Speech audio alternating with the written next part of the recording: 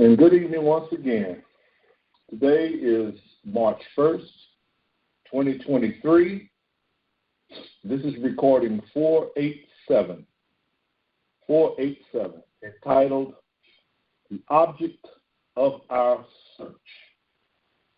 The Object of Our Search. And it comes as a declaration, or it can come as a question. And the thing that has hit me is I must decide what is the object of my search. What is the object? Today being my birthday, I was inundated with Facebook, not Instagram, but Messenger, text messages and whatnot, and I was constantly saying thank you, and whatnot, acknowledging. And at one point I said, God, if these people just keep sending this stuff, then I'm never going to be able to do what it is you want me to do. And the thought came out, is this not what I choose? What is the object of your search? And I just thought it was appropriate or even ironic that this message was written probably a month ago. And here I am today being asked the question, what is the object of your search? What is it, Kenny, that you are trying to find? Is not being loved, remembered, honored, celebrated? Is this not a good thing to happen? What if you were not able to come up with a message? Would you have felt failure? You see, as I've told you in recent weeks, I'm finding out truly that this walk is an individual walk. And I can only point in the direction or tell of some things that are appropriate or inappropriate, but it is up to the individual to make the search and to have the finding conclude in satisfaction. So what is the object of your search? Just what is the object of your search? Why attend meetings? What did you think you'd find? What would be your fulfilling find? What did you go out to see? You see, I had to come face to face with some of these questions because, frankly put, yes, I did think that I might be set apart as someone to be looked up to, looked at, someone to be honored for being wise, someone to have the answers, someone to be able to come to have issues resolved in others' lives. This is one thing that we really need to ask ourselves, what is the object of my search? Was it to skip hell? Was it to be, just placed in a situation where people just ogle or have your name in neon signs or broadcast? Well, in the beginning, I'll just tell you, if you're anything like me, the very first object of my search was to find answers and remedies to the chaos that was setting in on my life. Back when it appeared that I had done everything I knew to do to be successful, there seemed to be obstacles just standing there just saying, no, we're just not going to let you be successful. And now it appears that this chaos is just running rampant. And those that have not found the object of the search, for them it's getting worse. And if you're anything like me, you notice you're noticing that world out there is just really, it's just going. I mean, it's sort of like putting someone in a bag, putting an animal in a bag and tying the bag shut, and just seeing it just move from side to side and flip over and whatnot, trying to get out, because it doesn't know what to do. And it keeps building. It just keeps building upon the nothingness that it is, and things just keep getting worse. If you look at the base, then you'll notice it's just the Tower of Babel. It's man building a system which he will call heaven. You see, when you read that story in the Bible, it looks like people were trying to reach God by building a tower. But now, when discernment comes, we actually see now that tower is a system that man is building separate from God. One that he can call heaven, new, better, improved, unlike, the cure-all. If you look at the advertisements that come across Facebook, YouTube, and all these things, have you ever noticed how the cure-all to whatever the disease is there? And it says, click on this link to find out. And 40 minutes later, they have still not revealed what this link, what the cure-all is. And when they actually do, it's something that was freely found by someone searching, and yet they want you to pay for it. And if you're anything like me, in the past I've tried a few of these things and found them to be lacking and wanting. Just last night, a friend of mine informed me that one of the members of the group Commissions that we all listened to for the last 30 or 40 years, and the group is now disbanded, but one of the members' wife passed. And we were talking about praying and whatnot. And the conversation was going great until the thought came to my head, if I say this is going to end that conversation that I'm having with him. So I said, I'm just going to see. And I said to him, it's unfortunate that we get thrown wild pitches, and we don't know how to handle them. And he said, yes,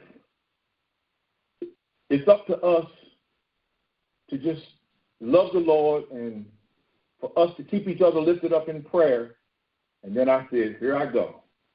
And I said, and it's most discouraging that most people are not even ready for an alternative and won't even entertain an alternative. Yep, you got it. When I said that was the end. He never responded back. And I waited about 15 minutes, and I said, well, I knew that was going to happen. I'm going to get him back on the hook to where he can feel safe in conversation. And I said, in the meantime, I'll just keep one another and their family lifted up in prayer.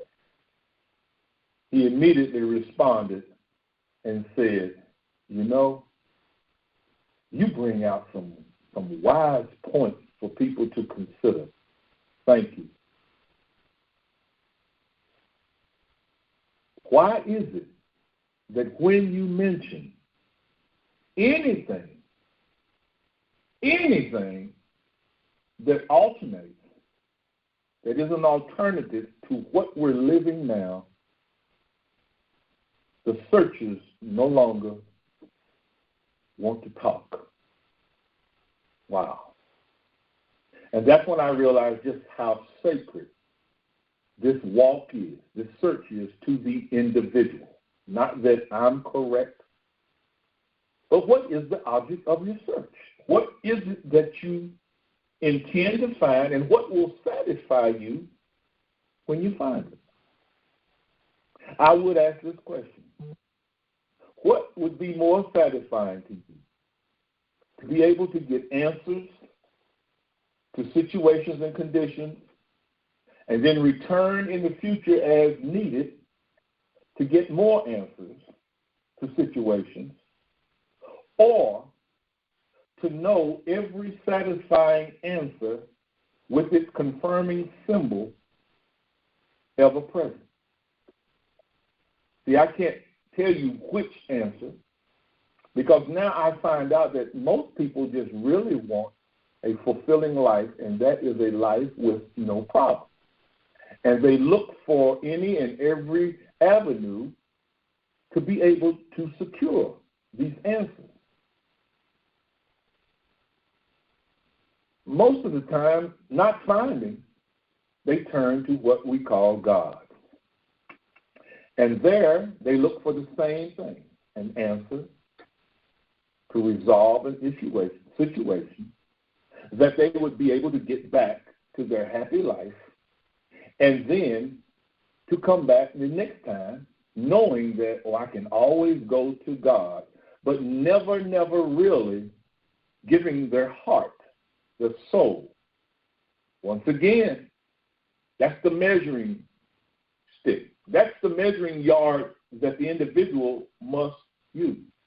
What is the object of the search?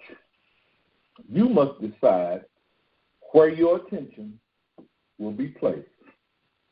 Remember, what you believe, you will receive. Can you change your search from answers individually given or to the answer always present? Only the individual can answer this question. It is not up to the pastor. It's not up to the denomination.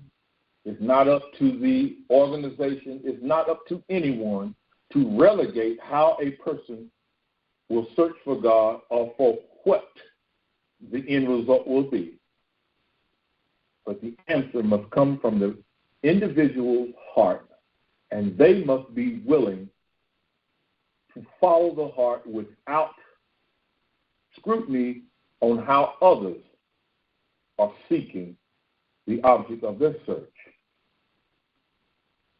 The world is searching for answers individually while ignoring the truth that the answer is already resident within. The object of the search is then to provide a way for the answer to express. I'll say that again.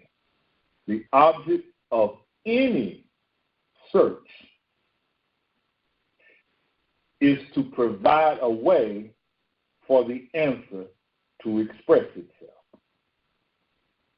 As we look in the practical world, we seek and search and experiment, and we're always looking for what? The answer to present itself. This is no different than the search for God, in only that the search for God should be first instead of last. That I will stand out front and say. The search for God should be the first, because if you find the answer, which is contact with God, once that is found, then everything else, the answer the way has been provided for the answer to express itself. And what did God say? I love my son, and all that I have, I've given to him. We are told that we are branches already connected to a vine of supply, ever supplying all good. I'm going to say that again. We are told that we are branches already connected to a vine of supply, ever supplying all good. Is that a motivation? You see, a lot of people just accept that statement and they walk around declaring that statement, but there is no inner understanding or feeling of the truthfulness or the experiential expression of this. So therefore, as a lady told me a while ago, she says, I'm not really having a good day, but I'm going to put on a good face. I'm going to put on a smiling face to make it look like it. And I said, well, you're only what? You're only mocking yourself. But if that's what you want to do, I'm smiling back at you. You see, the statement says we are never separated from this source. That's what that statement says. Who would not want to be hooked up to a flow of something that is ever satisfying? And yet, many go through life only expressing the statement, but never really putting themselves through the arduous journey of making contact through the vine, that the statement would prove itself and express itself as the symbols of life that satisfy. Would this not be a great position to put yourself in? If you knew that there was a source ever supplying you, how much time would you put in recognizing the flow? Immediately we see that we are already connected to all good. If we are already connected to all good, why then seek outwardly for that which is already contained within? That should stop us to think. Why am I considering something outside as a resolve to this situation when I know that the answer is within? Is there something that stands between me and believing that keeps me from qualifying that statement? Has to be, because I've been told from the spiritual side, from the Father's side, I've been told that I have given you all things. I will never leave you. All that you need is within you. You never have to go outside of yourself. I've been told this. Why then do I look outwardly? There's something in me that does not trust. There's something in me that's impatient. There's something in me that is coming up with a reason why it can't be so therefore I am blocking my own resolve. Can we take Jesus seriously? That we are already stocked full of all good? That's another question. There's another question. Like this past Sunday when I said, if you have a question, then you're a bullseye for adversity. I have told you, I am with you always, even unto the end. Why then did you doubt? Why are you doubting? Can we take him seriously? I'm afraid of losing what? What are you afraid of losing? What do you have ownership of that you can lose? Someone has told you that you have something you can lose. Whereas the scriptures say what? The earth, and I know y'all finished it already, is the Lord's, the fullness thereof, the world and they that dwell therein. My Father is rich in houses and land, and he owns cattle on 1,000 hills. What can you lose? The Son is ever with the Father, and all that the Father has is the Son. Wow. If I put myself in that position of searching, look at what a great advantage I have. Yeah, but I don't get the answers. Why do you not get the answers? because you want them your way. You want them Burger King, McDonald's, Wendy's. You want it your way. But to have all of those facts, already given to me, why do I continue to search in a different direction? Oh, I don't have the time. I have so much stuff to do in a day. Okay. What is that? Another excuse, isn't it? You don't know how so-and-so's treating me. You don't know what they said, what they're doing. They're okay.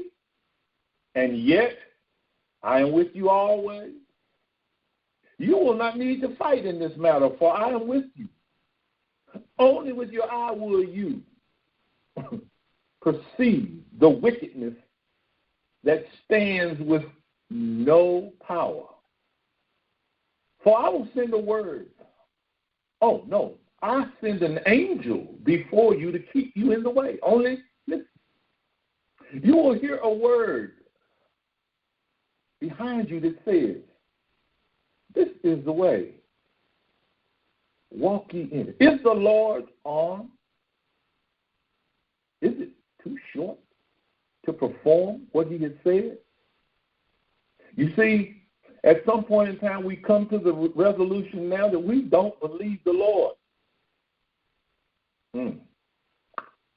Sorry if that stung a little bit, because it stung me a little bit.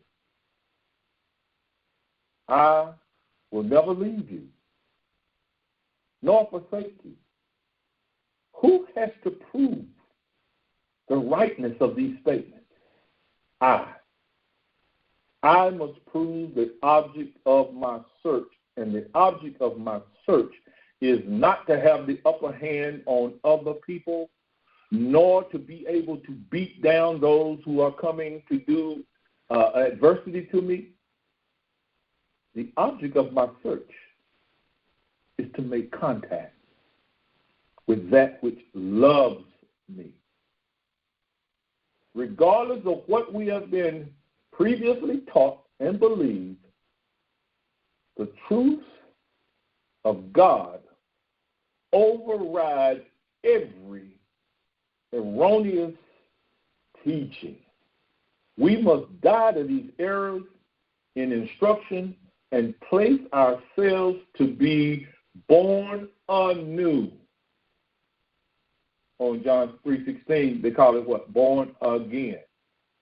And if we come with a question of, well, how then can I enter a bullseye again? Bullseye, just go ahead and shoot me in the heart. Because he says you can't see the kingdom except you be what? Born again. And the only way to get born again is to allow the truthfulness of the promises of God to infiltrate. And it's sort of like putting muddy water in a bucket and then putting a hose in there and turning it on. It may take some time, but eventually that bucket's going to fill up, and everything that is negative is going to be flushed out. Well, I don't have that much time. Oh, how much time do you have? Do you have time to fight with somebody? Do you have time to threaten somebody? Do you have time to tell people what you're going to do and what you're not going to do? Why then will you not come out from among them and come and seek the connection that is already ready to flush out all the impurities? We must now ask out of our ignorance and unknowing that the true object of our search be shown, that we might seek correctly. What did I mean by that statement? I must ask God.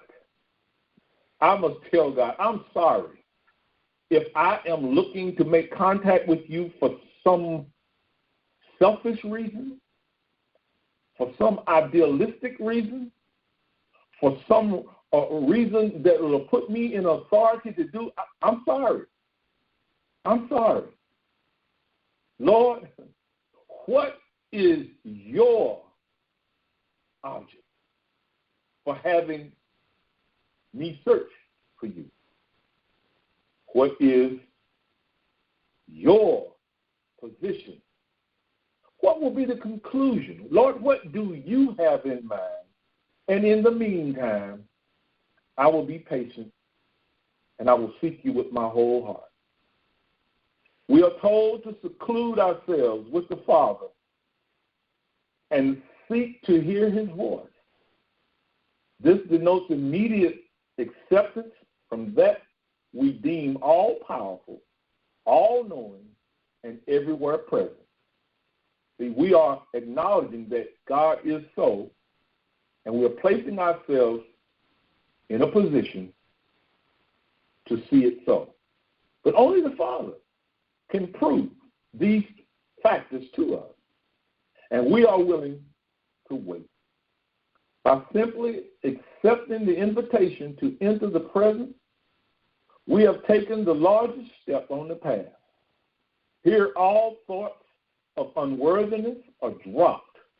The righteousness required to be here in being clothed is being clothed on us. The righteousness. Why? We have placed ourselves and said, Lord, here I am. Reveal yourself, and immediately we are being clothed in a righteousness not our own, and yet it is our own because of whence we come. Why? Because we have, in humility, accepted the invitation. Come as you are. Know that we may fight battles with one another, and we may even feel secure in rattling somebody's cage. But the bottom line is, if it was done outwardly, we have accomplished nothing. For it is the Father, it's the Father that doeth the work, and his works are complete and sure. With true and sincere diligence do we place ourselves here as often as we desire. With each symbolic visitation, are we entering the holy presence that we might be clothed with the divinity reserved and preserved for us. Wow. Reserved and preserved. All of this is in making contact with God. Think of the lady with the issue of blood, is that she said, if I can just touch the fringes of his garment, and people don't realize that touching the fringe of his garment, she touched all. She touched the divinity reserved and preserved for her before the foundation of the world. We can no longer come with the intent of receiving a symbol that will allay some negative situation or a positive desire.